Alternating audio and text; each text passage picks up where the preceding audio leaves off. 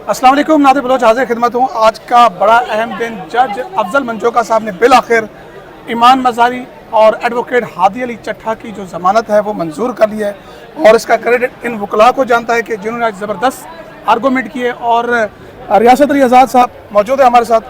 आज़ाद साहब, किस तरह का केस था, किस नोयत का था, और जो आर्गूमेंट की सूरत हाल थी, जिस अंदाज में जज साहब भी कन्विंस्ड नजर आए और बाद में उसका इजहार भी देखा हमने, क्या कहेंगे? बिस्मिल्लाहिर्रहमानिर्रहीम। देखिए, सबसे पहले तो इस एफआईआर के लॉन्च करने के अंदर 4 साल की डिले थी। यानी आज से 2021 का वक़ुआ अलज किया गया और 25 में उसकी एफआईआर दी गई और उसकी कोई वजाहत नहीं दी गई थी, जो कि फौजदारी लॉ के अंदर बहुत मैटर करती है, जिसको हम कहते हैं कि जो स्टेट है, जो प्रोसिक्यूशन है, जो कंप्लेनेंट है, ये उसके बिहाफ पे मैं समझता हूँ कि वो बदनीति है, मेला फाइडी है, मेलस है।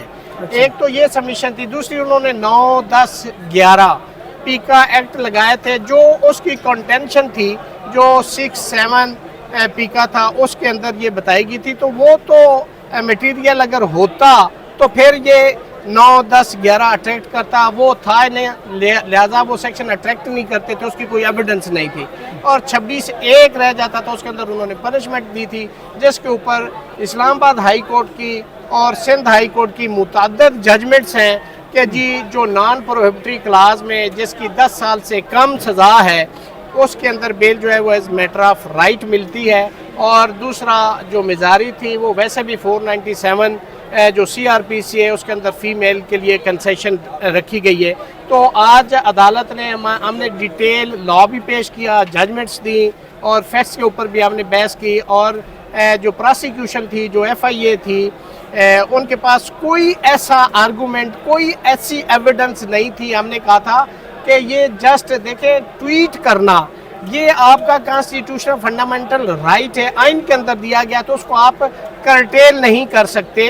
तो उन तमाम ट्वीट्स के अंदर कोई ऐसी बात किसी इदारे के हवाले से कोई उसके अंदर एक लफ्ज़ भी इस्तेमाल नहीं हुआ था। हाँ, अलबत्ता जो इन्फोर्स्ड डिसअपीयरेंस है, जिनको जबरी गुमशुदगियाँ कहते हैं, उस हवाले से आप, मैं, हर पब्लिक ये कहती है कि चूँकि आइन के अंदर आर्टिकल 4 दिया गया है कि हर शहरी को इन अकॉर्डेंस विद लॉ आपने ट्रीट करना है। तो मैं समझता हूँ कि उस केस के अंदर कोई जान नहीं थी, लिहाजा प्री अरेस्ट बेल अदालत ने कंफर्म कर दी। अब क्या ये ट्रायल चलेगा, और ट्रायल चलेगा तो उसमें क्या देख रहे हैं आप? देखिए, अगर ये इसमें चालान सबमिट होता है, जो कि 14 दिन के अंदर पुलिस ने जमा करवाना है, और अगर इस पर ट्रायल होता भी है तो उसमें कोई गुंजाइश नहीं, there is no single iota of evidence, कोई इनक्रिमिनेटिंग एविडेंस नहीं, and there is no chance of conviction. It would be a futile exercise and wastage of precious time of the court. Sir, आज मैंने ये देखा कि आप माशाल्लाह खुद साबिक इस्लामाबाद बार के सदर भी रहे, वहाँ के चीफ जिस अंदाज में एक फ़ीमेल वकील के साथ, ईमान मज़ारी के साथ मुखातिब हुए, एक लिहाज से बज़ाहिर हमें तो मुझे जुमलों में थ्रेट नज़र आए, क्या कहेंगे इसके ऊपर? देखिए, जो जजेस साहबान होते हैं ना, हम जजेस की, अदलिया की बड़ा एहतराम भी करते हैं, रिस्पेक्ट देते हैं, लेकिन अदलिया का काम क्या है, जज का काम क्या है कि उनका काम सिर्फ 3 जुमले हैं। एक, वकील साहब जो मुद्दई साइड से उनसे कहें कि आप फरमाएं, और फिर जो मुद्दा अलग के वकील है फिर उनको कहें आप फरमाएं, और उसके बाद तीसरा जुमला है कि इंतज़ार फरमाएं। इससे ज़्यादा अगर कोई जज साहब मैं समझता हूँ कि कोई करते हैं तो वो ना तो उनके कोड ऑफ कंडक्ट में उसकी इजाज़त है, और ना ही हमारे लॉ के अंदर कोई ऐसी प्रोविज़न है। अगर ऐसा कोई जज साहब करते हैं तो शायद कोई उनका ज़ाती मामला हो सकता है, कोई ग्रज हो सकती है, कोई फ्रस्ट्रेशन का शिकार हो सकते हैं, उसमें मैं क्या कमेंट करूँगा।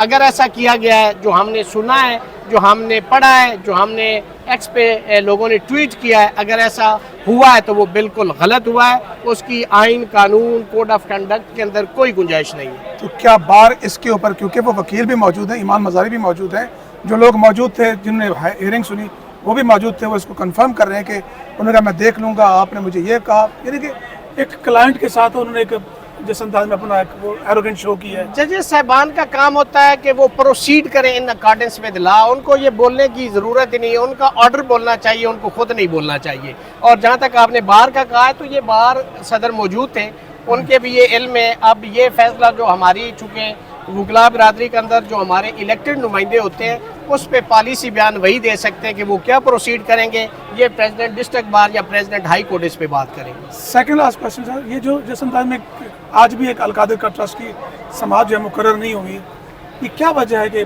مطلب ہے کہ سماعت مقرر ہونا بھی ایک عذاب بن گیا ہے؟ دیکھیں یہاں پہ master of the roster chief justice ہیں اسلام آباد ہائی کورٹ, ان کو لایا ہی اسی وجہ سے گیا ہے.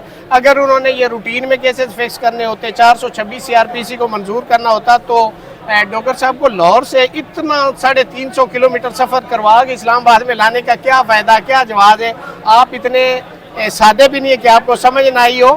تو اگر ان کو یہاں لایا گیا تو کسی مقصد کے لیے لایا گیا, اور وہ مقصد وہ حاصل کر رہے ہیں, وہ حاصل کرتے رہیں گے. اور وکلاء اور جنہوں نے آئین کے تحفظ کے لیے اور کیا کہتے ہیں ہم نے بازی میں گلشن کے تحفظ کی قسم کھائی ہے, ہم آج بھی اس پہ بات کر رہے ہیں, ہمارا آج بھی وہی موقف ہے. لیکن سوال یہ پیدا ہوتا ہے کہ ہوتا کیا ہے, ہمارا کام ہے کوشش اور کاوش کرنا, آئین اور قانون کے مطابق کرنا, لیکن فیصلہ کس نے کرنا ہے وہ آپ کو پتہ ہے کہ جہاں پہ ہوتے ہیں. دیکھیں کیس کا فکس نہ ہونا ہی یہ کتنی بڑی زیادتی ہے, چونکہ یہ تو جو ملزم ہے یا جو مجرم ہے اس کا کانسٹیٹیوشنل فنڈامنٹل رائٹ ہے کہ اس کا کیس بھی فکس ہو, اور اس کو ان اکارڈنس ود لا جو اس کا انٹائٹلمنٹ ہے, جو ٹریٹمنٹ ہے اس کو دیا جانا چاہیے, اس کا جو ریلیف ہے اس کو ملنا چاہیے. آخری سوال, کیا وکلاء اور سب انسانی حقوق کی تنظیمیں, جماعتیں, افراد قسمت کا لکھا منظور کر رہے ہیں کہ ٹھیک ہے اب ہو گیا ہے؟ ہم تو لو صاحب جدوجہد کر رہے ہیں آپ کے سامنے, اور کیا کریں. ہم نے تو کوئی نہیں کہا کہ یہ قسمت کا لکھا ہے. ہمارا کام ہے آواز بلند کرنا, ہمارے پاس زبان ہے, قلم ہے, ہم پٹیشنز بھی فائل کر رہے ہیں, زبان سے بھی بات کر رہے ہیں, ہم بندوق نہیں اٹھا سکتے. دیکھیں نا ہمارا یہ کام ہی نہیں, ہمارا پروفیشن ہی, ہمارا زبان سے بولنا اور قلم سے لکھنا یہ ہمارا ہتھیار ہے. مشرف دور میں جب آزادی پہ قدغن ہوئی ججز کے اوپر تو ہم نے دیکھا اس وقت ایک ایشو تھا, اس وقت تمام پولیٹیکل پارٹیز ایک سائیڈ پہ تھی. آج ساری پولیٹیکل پارٹیز ڈیوائیڈ ہے, آج کچھ اقتدار میں بیٹھے ہیں اور ان کے وکلاء ان کے ساتھ ہیں, جو اپوزیشن میں وہ ہمارے ساتھ کھڑے ہیں. تو یہاں پہ ایک ڈویژن ہے. لیکن میں سمجھتا ہوں کہ کالے کوٹ والے کی کوئی پولیٹیکل پارٹی نہیں ہوتی سوائے اس کالے کوٹ کے. وہ کہیں پہ بھی ہو اس کو آئین اور قانون کا ساتھ دینا چاہیے, رول آف لا کا ساتھ دینا چاہیے, سپریمیسی آف کانسٹیٹیوشن اور آئین کا ساتھ دینا چاہیے, لوگوں کے حقوق کے تحفظ کے لیے ان کو آواز بلند کرنی چاہیے. یہ کالے کوٹ کا شیوا ہے اور یہ ان کا منشور ہے. بہت شکریہ. ریاست علی آزاد صاحب ہمارے ساتھ موجود تھے, اپنے فیڈ بیک شیئر کیجیے گا. اجازت دیجیے, اللہ حافظ.